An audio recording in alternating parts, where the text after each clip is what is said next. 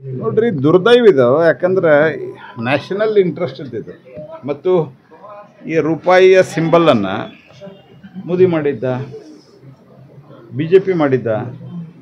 ಕಾಂಗ್ರೆಸ್ ಸರ್ಕಾರ ಇದ್ದಾಗ ಇವರೆಲ್ಲ ಮಂತ್ರಿಗಳಿದ್ದರು.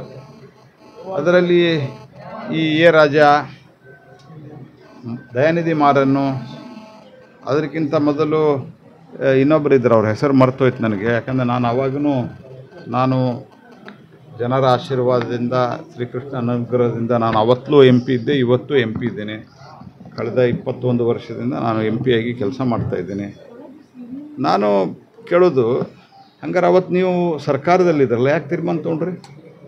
ಚಿದಂಬರಂ ಕಾಂಗ್ರೆಸ್ಸಿನ ಒಬ್ಬ MP ಆಗಿ ಅವರು ಹಣಕಾಸಿನ ಸಚಿವರಾಗಿ ಈ ಸಿಂಬಲನ್ನು ಯಾರು ಮಾಡಿದ್ದು? ಅಂದರೆ ಪಾಲಿಟಿಕ್ಸನ್ನು ಯಾವ ಹಂತಕ್ಕೆ ಕಾಂಗ್ರೆಸ್ಸು ಮತ್ತು ಕಾಂಗ್ರೆಸ್ಸಿನ ಈ ಫ್ರೆಂಡ್ಲಿ ಪಾರ್ಟಿಗಳಿದ್ದಾವೆ, ತಥಾಕಥಿತ ಇಂಡಿ ಗಠಬಂಧನ್.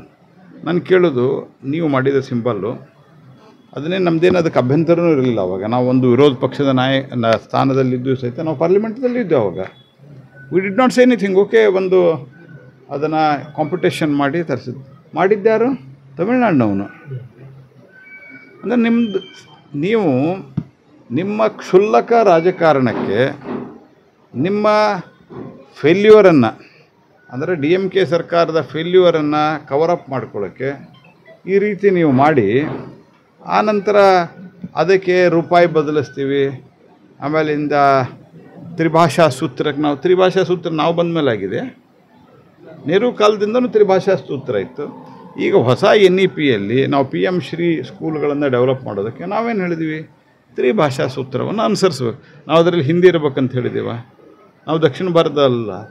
ಅಂದರೆ ಎಲ್ಲ ಸುಳ್ಳನ್ನು ಹೇಳಿ ಜನರನ್ನ ದಾರಿ ತಪ್ಪಿಸುವಂಥ, ಜನರಿಗೆ ವಂಚನೆ ಮಾಡುವಂಥ ತಮ್ಮ ಫೇಲ್ಯೂರನ್ನು, ತಮ್ಮ ವಿಫಲತೆಯನ್ನು ಕವರ್ ಮಾಡಿಕೊಳ್ಳಿಕ್ಕೆ ಈ ಕೆಲಸವನ್ನು ಮಾಡ್ತಾಯಿದ್ದಾರೆ.